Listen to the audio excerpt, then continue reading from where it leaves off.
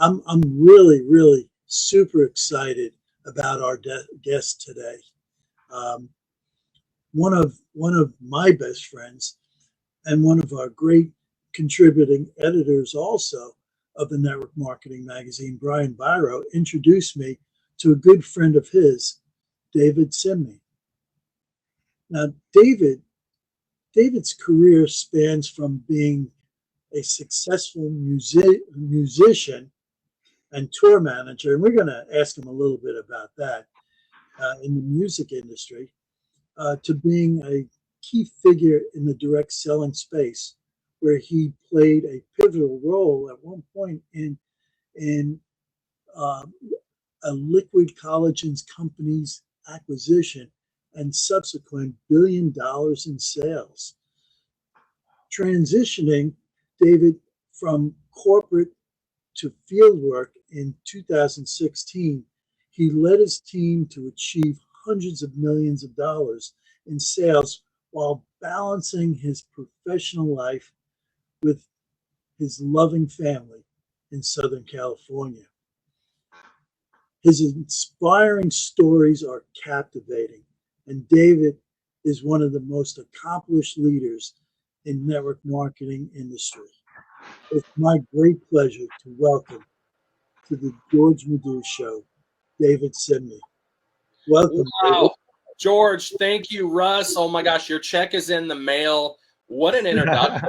I am literally honored to be with you guys. I love the Network Marketing Magazine and your mission to bring back not only the greats of yesteryear who, what a legacy, right? Jim and Zig, to be able to have a legacy where we're still talking about them. That's called impact, but also to showcase new, current, and upcoming leaders and the messages that they share. So thank you for having me, guys. It's an honor. Well, thank you for being here. You know, it's you're absolutely right.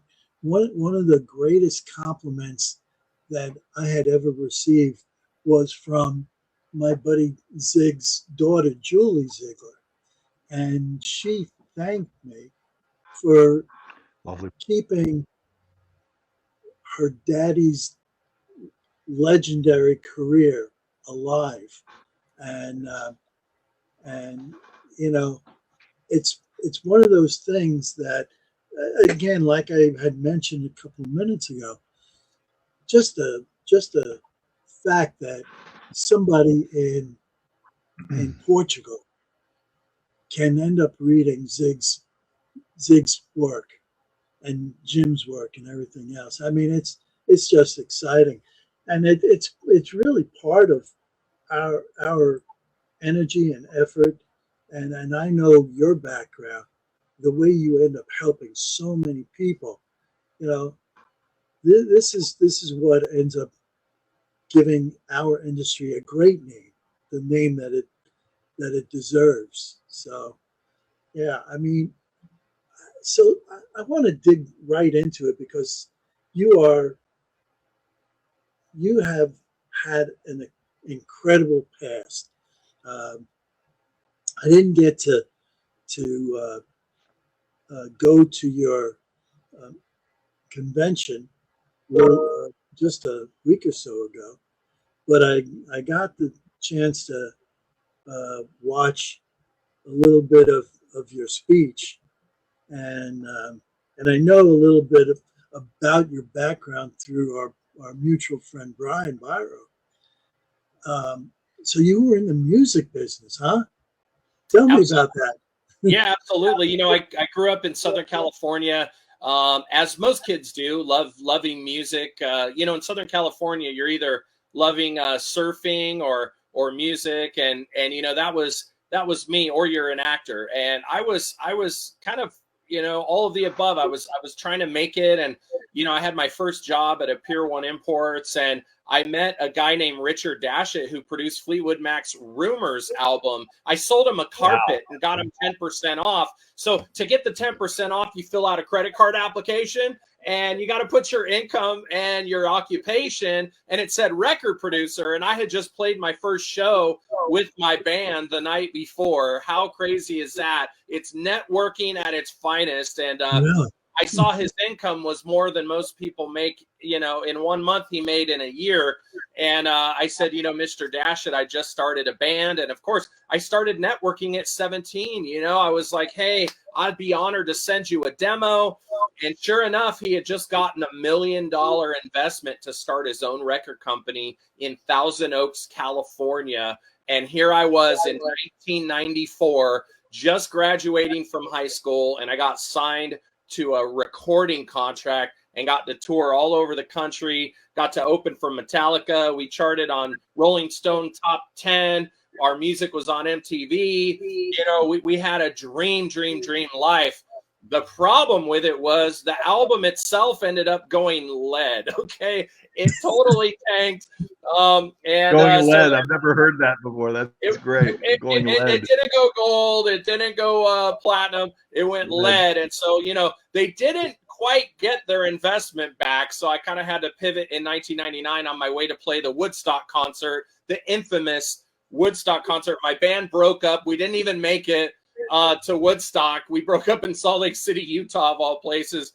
And I had to go back on a crazy journey. I went on the road riding freight trains because I read a book about a hobo, and I went, well, if I'm at the end of my rope in a deep depression, I better just tie a knot and hang on. So I went and did a bucket list, checked it off, and then I got a job with John Tesh, the host of Entertainment Tonight, and Connie Selica, who you may have heard of. And I was kind of like their assistant at their little beach house in Malibu, and they took me on the road with them. And after a 3-month tour in 1999, I came back with more money in the bank than I had in the previous 5 years in a band. And that kind of paved the way for a 10-year career working my way up in the music industry. Do you want me to keep going? Yeah.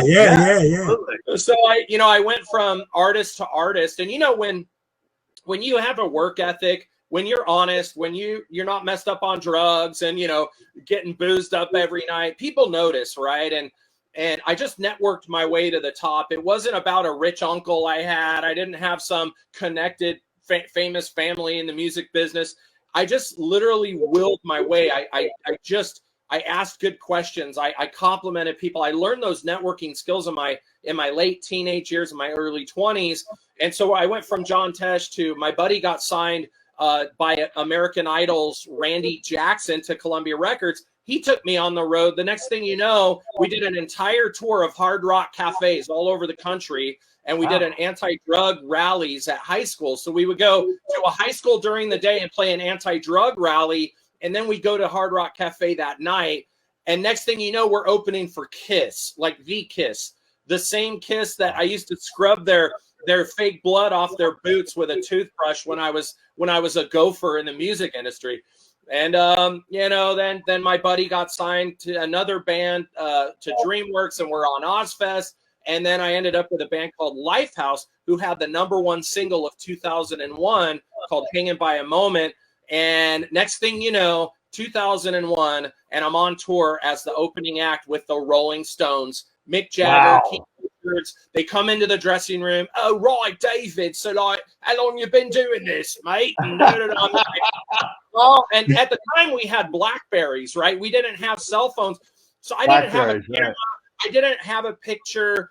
And I'm sitting there thinking, my dad would literally be so proud of me right now, where I've made it at the pinnacle of my career, where I'm sitting backstage at the Mandalay Event Center in Las Vegas with Mick Jagger and Keith Richards. And these guys were the coolest rock stars you've ever met. They took an hour and a half out of their time to sit in the dressing room and get to know us and welcome them on their tour.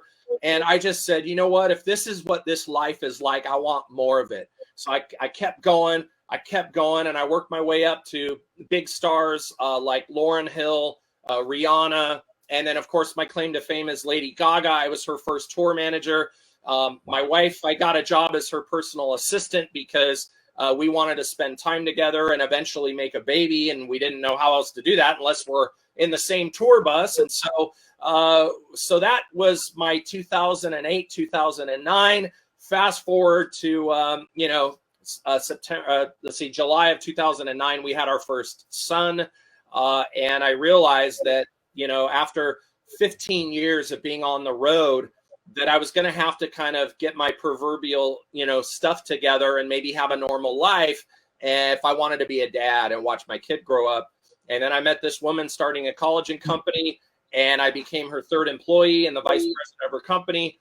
Before and during that journey in the music industry, I had a 3-year stint producing global events for a multi-billion-dollar direct sales company, the one that we had Jim Rohn on a retainer to go speak around the world. And I got to be personally mentored by Jim Rohn. I just set up his dressing rooms. I set up his private jets.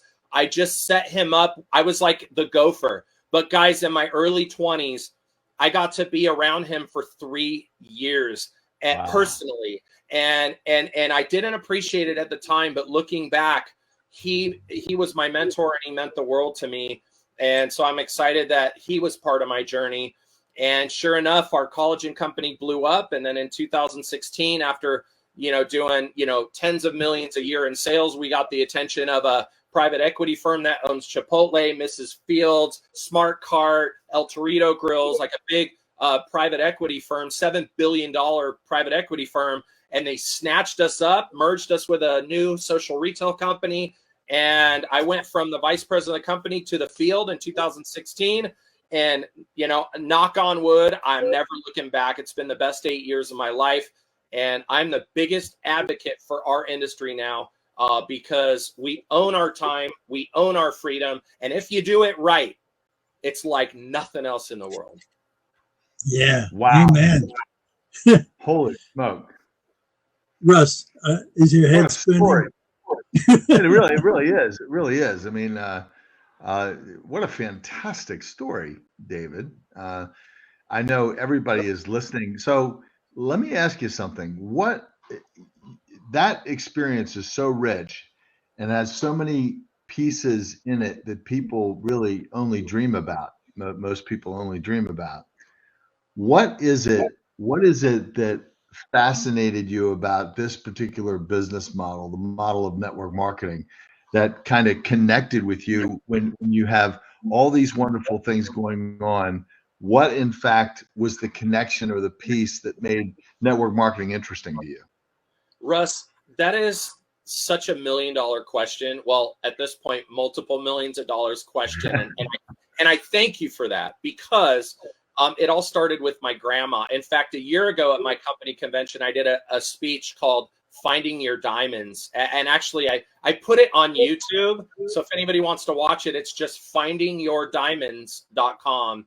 And I told the story of my grandma who in the 50s sold Stanley Home Products. They had a new sponge mop at the time when it was all cloth mops. And they had a degreaser product. And Stanley Home Products, when my grandpa got sick and lost his land leveling job and had no income, my grandma drove the family car, the Studebaker, around 3 counties in Northern California, doing home parties. And as a kid, I used to we'd get a knock on the door and somebody would have $1.53 and I'd be the little runner kid. I'd collect their order. I'd run to the back room and grab a degreaser and a mop and I'd run it to the front door. Gosh.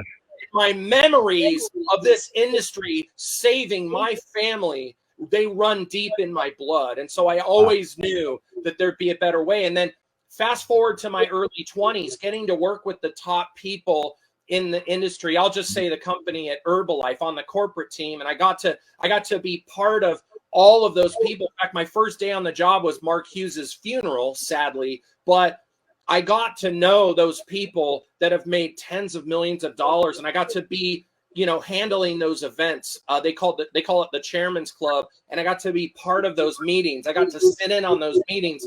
Even if I was making sure there was no microphone feedback, it didn't matter. I was in the room. And they always say, you got to be in the room.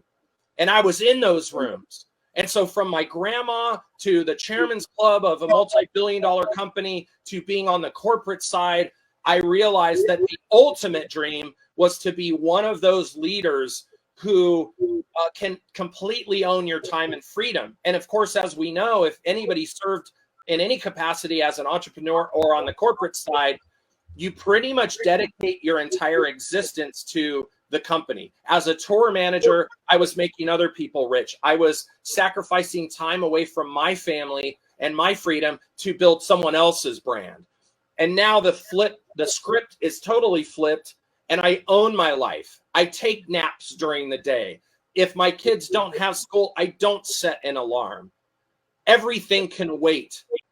The thing that can't wait is my happiness and my family. And that's what this industry delivers. And we can work for 5 years at any job or any entrepreneurial endeavor. But when you have a company that you can lock arms with, that will deliver the products and the website and the technology and the compensation and all the headaches, customer service and overhead and all of the above. And all we got to do is just be Tony Robbins. Come on. Like, pinch me. Is this real? I mean, honestly, is this real? The checks keep coming. It keeps depositing every day. And I'm like looking at my wife going, I still, it's too good to be true, but it's every single month. So guys, if you're like on the fence about this industry, you got to make up your mind, flip that switch, and just go all in on whatever it is that you choose. Seriously. Yeah. I'm gonna take a wild stab at something. Excuse me, George, I didn't mean to interrupt, but I just want to comment on something you said. So your first day on the job, and let me see if I'm right. I might have the wrong year, but your first day on the job would have been in June of 2000 or 2001. Is that right?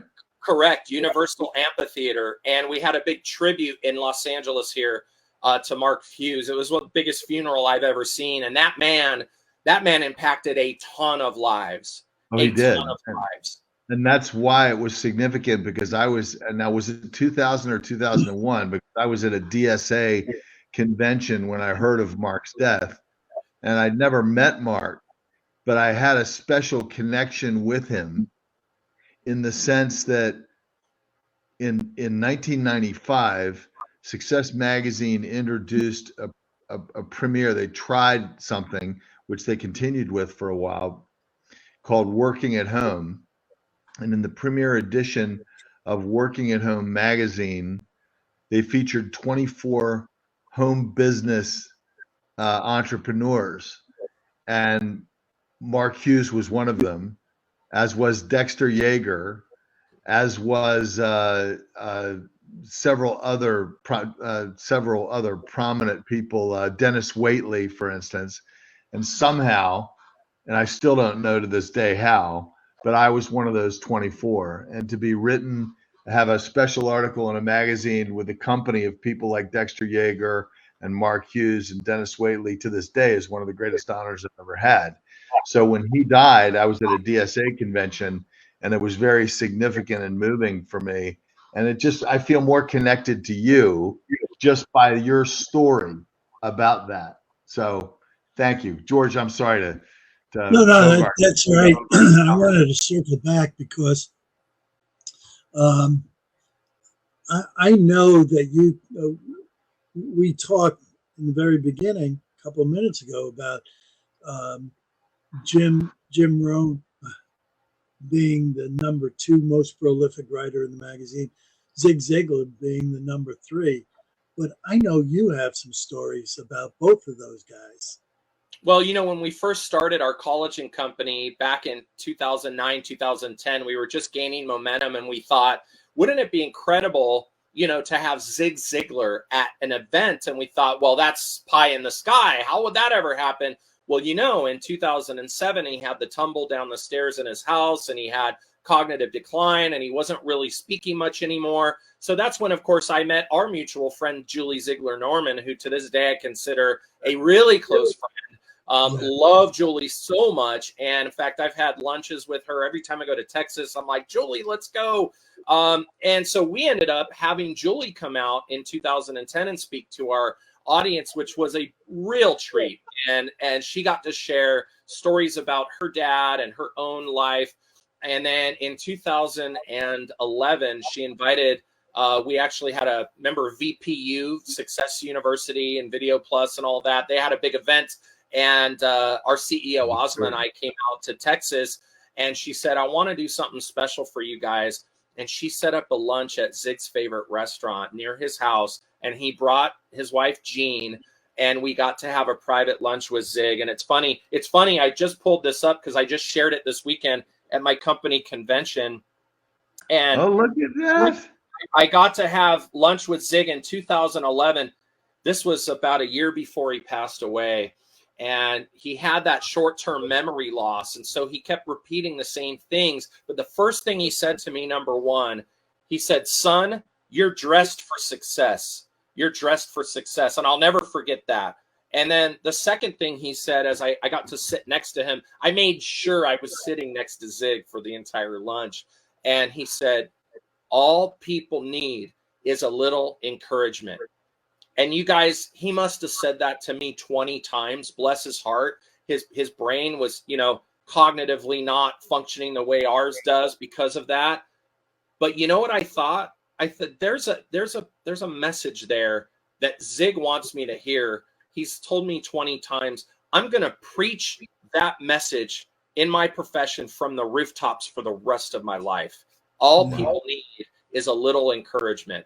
And it served as my mantra throughout the corporate journey, throughout my professional career, and now with my kids. I'm their biggest fan. I tell them I love them multiple times a day, and I feel like it's made me a better husband, a better father, and a better leader. So, yeah, it's just really exciting. He changed so many millions of lives, and the first time that I saw him was at an event in Baltimore, and I was just captivated. And he got off stage, and I ran back, caught up to him. He ended up autographing, a book for me, and a couple of weeks later, I was a commencement speaker of one of the colleges I had graduated from. And I told Julie that I stole so many of his lines in my speech.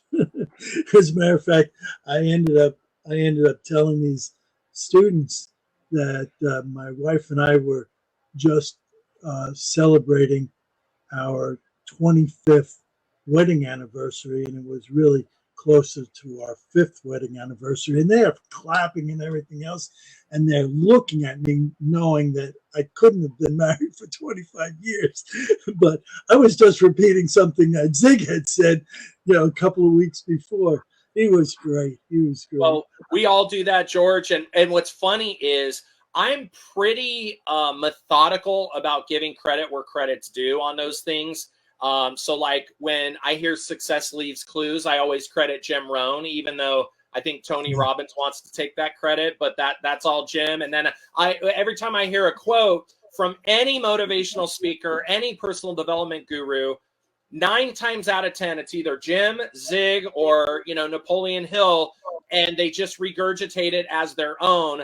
And I'm guilty as well. But I always try to credit my mentors because I believe that's a personality and a character trait, to credit your mentors with quotes. It's one thing if you spin it and give it your own take, that's fair. But like if it's verbatim, your attitude determines your altitude, or money isn't everything. It's right up there with oxygen. I mean, you gotta credit the source on those bad boys. And anybody that happens to be listening, take that to heart. Always give credit where it's due. You're never so important that you need to take all the credit for anything. That's right. So let's fast forward in a couple of different ways. Tell me about social retailing.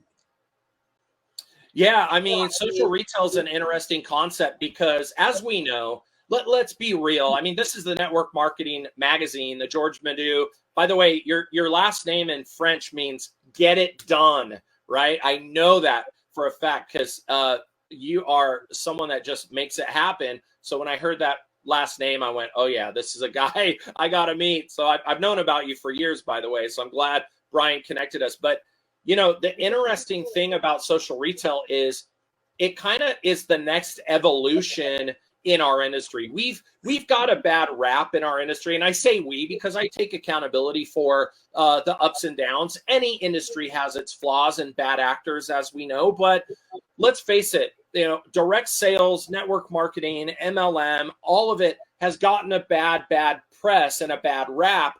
And so I believe that, you know, my company actually trademarked social retail. We own the trademark. That is ours. So in 2008, 2009, it was a real rough time for all of us, although the companies that started during rough times, many of them are thriving.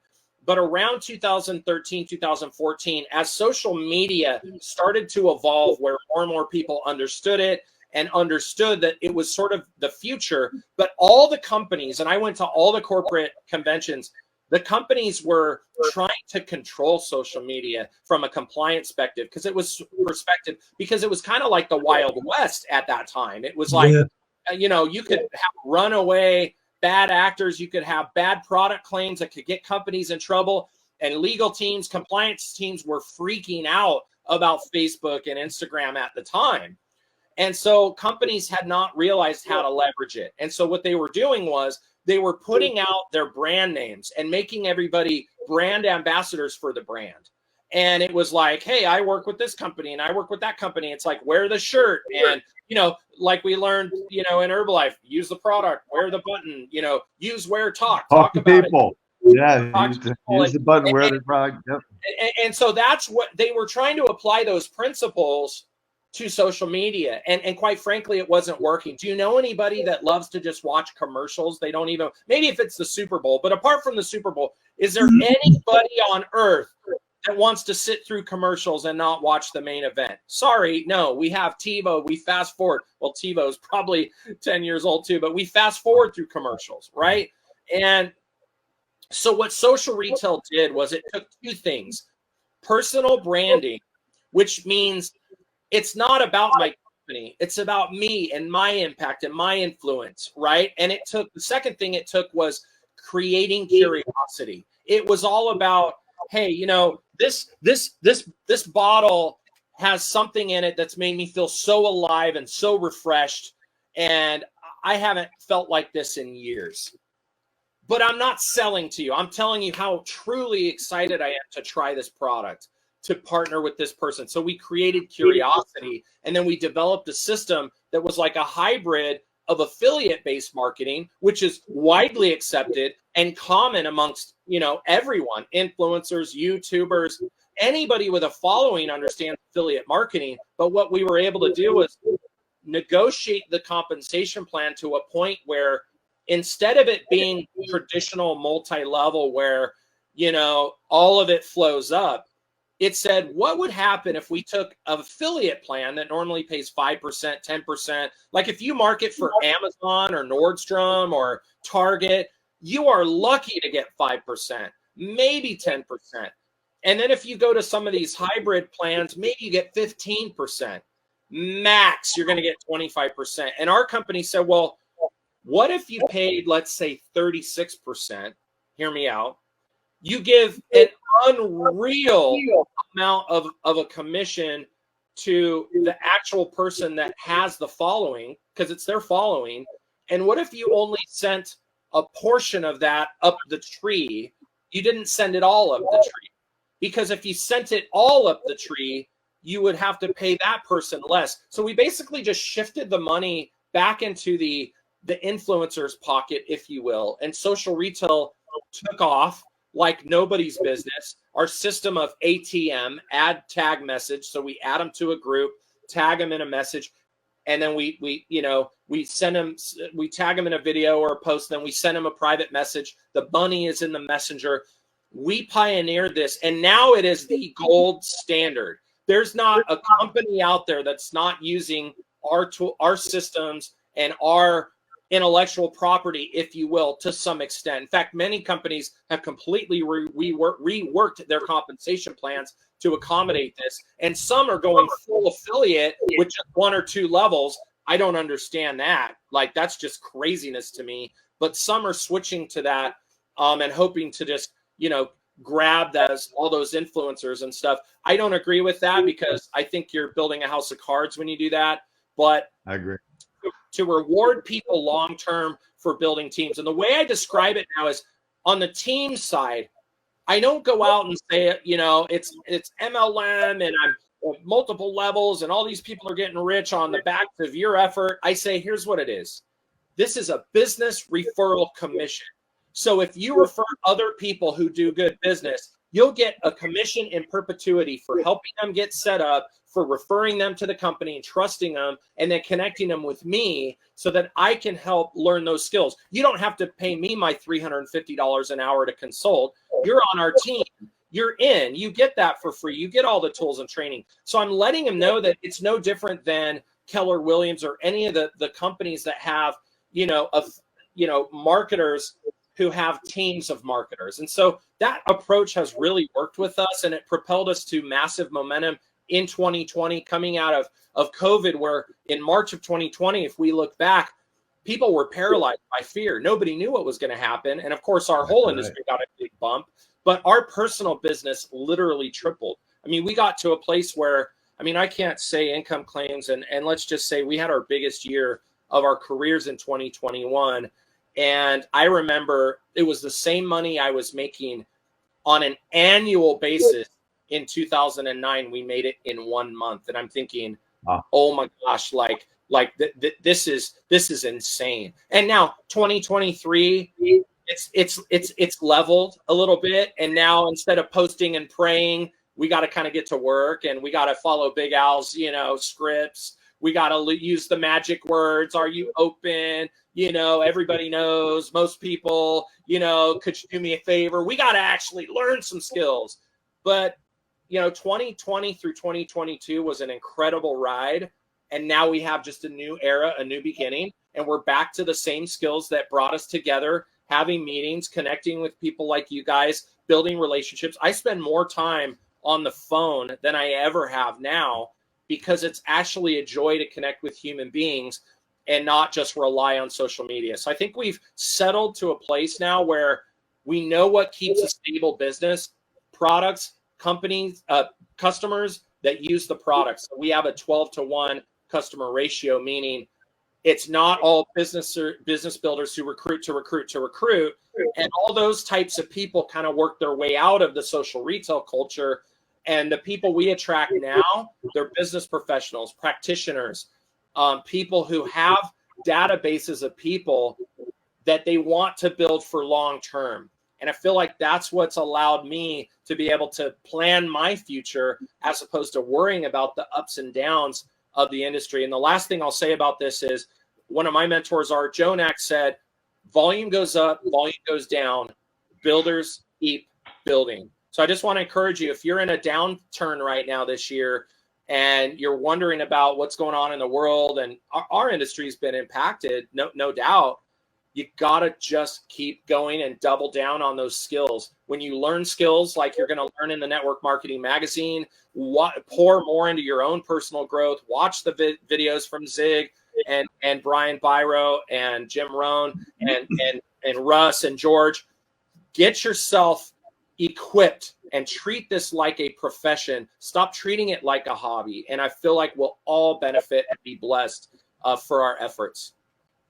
So I get the impression that you're pretty high on customer acquisition. 100%.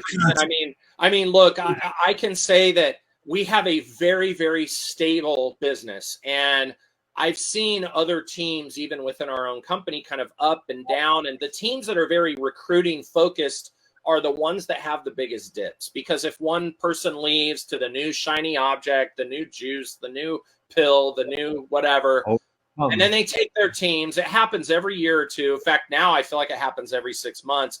Nobody sticks with anything anymore. So what happens when you build a strong consumer base, a customer base, you have a army of customers that fall in love with the brand. I use the silliest analogy on earth, and it's so silly because I'm a health-based person, but I'm thinking about mayonnaise, mayo, baby. And it's I will only use one mayonnaise, and it's called Best Foods, or Hellman if you're west of the Mississippi, or east of Mississippi. And I will not use any other brand of mayo. And guess what? Best Foods and Hellman's has my business for life. Think about that brand loyalty. And so when we build a brand that is global, like a Tesla or an Apple or a Chick-fil-A, which is what our brand is that we're building, people are loyal to those products. And that is where you have sustainable business. And so that compensation plan has got to model that. And I'm a firm believer of it because I've been on the corporate side and I've been in the field. So I see the numbers, and the numbers, as they say, the numbers don't lie. So in other words, what you're saying, if I catch and you're right, if the vice president of Hellman's leaves, he doesn't take any of his customers with him. George, you hit the proverbial nail on the literal head. Do you see the difference when a brand is tied to a person, to a personality, or a guru, or a hype man, or a spinster? Doesn't matter. He doesn't pay your bills. You know who pays your bills? Loyal customers, day in and day out, who see results, who take these products, who put them on a subscription to save money, and who tell their friends. I don't care who the president is. Now, there's one exception. My CEO is like a sister to me. I've known her for 15 years. And knock on wood, I hope she never leaves. But if she did, that would be probably the one exception in 100 that I may make, depending on what she's up to. But I get it. You just nailed it, because you just illustrated my point perfectly. A company that is based on lock solid science, patents, products, research is bigger than any one individual or one leader. And we've had that, quite frankly, let's keep it real, keep it 100. We've had that happen recently in our company. We lost, I would say, our top leader and I don't want to speak any further of it, but we lost our top leader, and our company just had one of the most amazing conventions, and people were like, ooh, what's going to happen without this leader? And it was like not even a blip on the literal radar. You should see the energy coming out. And to me, that means that's stability. That is where I can hang my hat and I can hitch my wagon to a company with products that people want to buy, not some guru who said, oh, let me go to the rainforest and see what kind of thing I can find, and it's going to be new. And nah, it's not about a personality. I think it used to be, but I don't think anymore. I think people can see through that now. And we're learning from that. I've always felt that, to an extent, that was an urban myth about network marketing, that there were people that had big organizations, and that if they went somewhere else, their organizations would follow. But that has not been my experience. And there's been leaders out there that sell themselves to other companies. Oh, if I can come over here, I'm going to bring all these people. But the people don't follow them. They're not. It's just like when someone says, and I think you'll agree with this, David, someone who says, I built an organization of 20,000 people, or they'll even say, I brought 20,000 people. They didn't bring 20,000 people into the business. They brought 8 or 10 or 20 or even 100. But those people were a result of many other people's actions, and also those people's response to the company and the products. So I think what you're saying is really valuable. And I wanted to make one other comment on something you said that goes back a little bit to the connection to social media. I think there's been an ebb and a flow in network marketing regarding technology and social media. And I think, to an extent, for a while, people have become more disconnected. Like it's been a service to provide you with more contacts. But if it's true, and I happen to believe that it is, that our business is really about relationships, that what's been missing is the connection that creates relationships. and because people have become disconnected. But now they're hungry, especially with what's going on in the world. They're hungry for connection. They're hungry for connection to others. They're hungry for connection to products that will allow them to create. And I think that's a beautiful thing that you've illustrated here today. That very, very point. You nailed it, Russ. And John, just too, he said no I in team, and it's true. And I think social media, you know, there's 8 billion people now on the planet, and 2.5 billion of them are on Facebook. Another 3 billion are on Instagram. We can get to literally 50% of the entire world just through 2 social media platforms. And so for me, it's the greatest networking tool. I remember in 2016 when I went out on my own. Actually, it was 2017 where I finally was like, all right, I'm going to go live on Facebook. 2017. And I did my first live after learning how to go live on Facebook. And I called it Facebook for Dummies. And I did a live and I learned all the things that I had just learned at my company conference on social retail. And I got 1,500 people watching. And you guys, here's where it hit home. Do you know what it would take for you or me or any of our people to be able to get 1,500 eyeballs on a presentation that was 15 minutes long? Could you imagine how many lunches and dinners and people that would never say thank you for buying them lunch? Could you imagine how many hotels we'd have to rent and how much money we'd have to invest to get 1,500 people watching what we're doing? And at that point, I went, wow, having built offline for years, having been in homes and been on the road and hustling at hotel rooms and trying to get those sales and fill out the physical applications and fax them to the company and carry a bunch of product to trade shows, I realized, wow, if we leverage this vehicle the way that it should be done, and then take the leverage of the connections we make, take it over to Messenger and start to build a relationship. And we use it as a 3-bucket system. Bucket A is like public, where everybody can see and comment. Bucket B is private, Messenger. It's where the relationship is built. Well, then bucket C is going to be personal. Now we're friends. Now I'll meet them in person. I trust them. Now we're close and connected. And some of my best friends for life, and some of my most loyal business partners have been as a result of social media. So I just thank God for it every day. And I'm thinking, hey, Mark Zuckerberg, do whatever you want to do. Just don't take this thing down, because we are cranking. Yeah.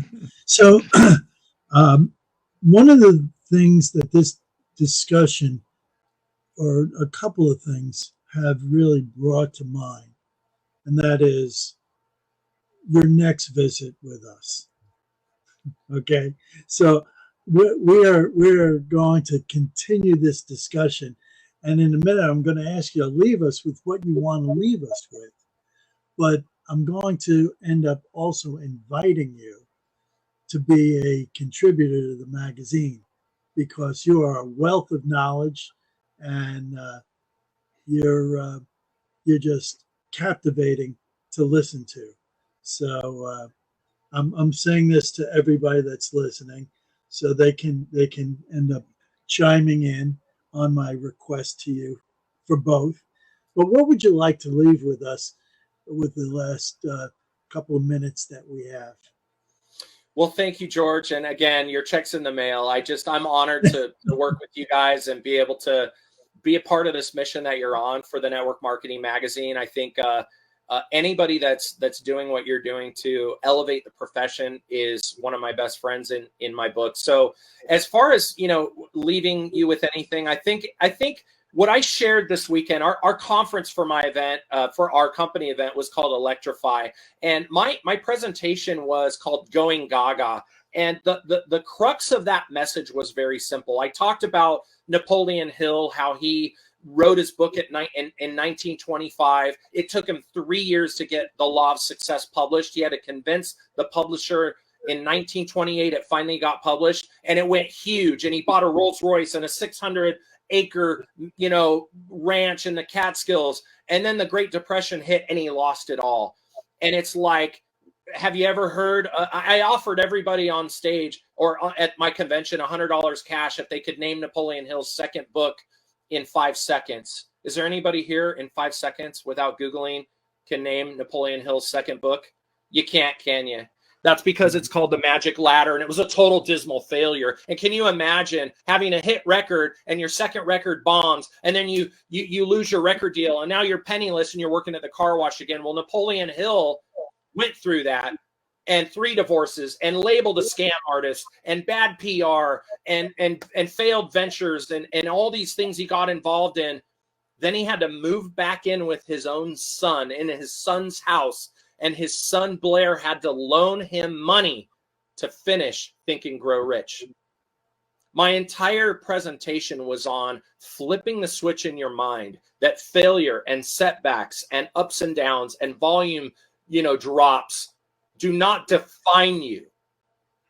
They make you who you are, but you've got to go gaga. You've got to go crazy.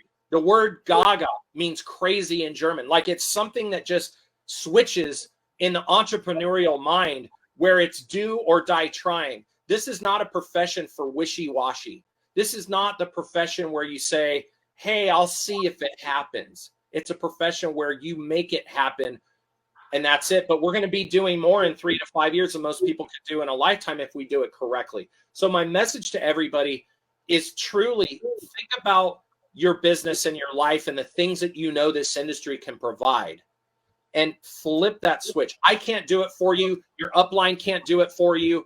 No one can do it for you but you. But you've got to go gaga. You got to go crazy. You got to be possessed for success for whatever period of time that looks like. And most of us that you see, some of us veterans, we're living off of work that we did 5 years ago, 10 years ago. We did a crazy 90-day run, and then we did a crazy run for a year or maybe 2. And all of a sudden, yeah, maybe it was wild and we weren't doing time and freedom like we professed to do. But I'll tell you what, we sure do now. Our hourly rate pays us way more than we're worth now because we worked for pennies on the dollar for the first 2 or 3 years while we built this thing. But we treated it with like the business like it was. We treated it like we had $500,000 invested, like we had all of our stuff on the line. The biggest blessing of our business is that it's low cost of entry. The biggest curse in our business is that it's low cost of entry. So guys, roll up your sleeves. 2024 is about electrifying your business. It's not about being complacent and watching. You got to put the blinders on. WTF, Darren Hardy, my mentor, taught me WTF. What the focus? You thought I was going to drop an F-bomb there, didn't you, George? I love you guys. I appreciate you guys, and I look forward to contributing in any way that I can. And thank you for having me today. This has been so fun to chat and get to know you guys. Well, same here. Same here. We're going to take the next minute and wrap up. We're going to move you to the backstage and have a drink, and I'll join you there. I'll join you there in a minute. But thank you so much, David. Thank you, guys. We'll see you next time. Awesome, awesome, awesome guest. Thank you. So, wow, hardly on fire. Yeah, no, but yeah, that was dazzling and fun and enlightening, and each show has a special flavor to it, but I'd say this flavor was hot, red hot. Yeah, there you go. There you go. Well, Russ, I appreciate you. I'm going to end up joining David in the back as you wrap this thing up, and we'll see you next Wednesday on the George Madiou Show again. Very good. Okay, I'll take us home. Well, that's our show for today. It was remarkable. David certainly had so much to share. What a wealth of experience and what interesting experiences he's had in network marketing. I hope you all got a lot out of it. Again, I want you to remember that this show, one of the purposes of it is to bring you to the Network Marketing Magazine. That is probably the best value in the entire network marketing industry at only $9 a month. I encourage you to subscribe. I encourage you to share it with your team and your organization, because that's how we grow. George and I are here to serve you every week, support you in business, bring guests that inspire you and teach you, and that will continue as long as we do. So God bless you, everyone, for coming. I'll see you next week, same time, same station on the George Madiou Show and the Network Marketing Magazine program. Thank you very much. Bye, everybody.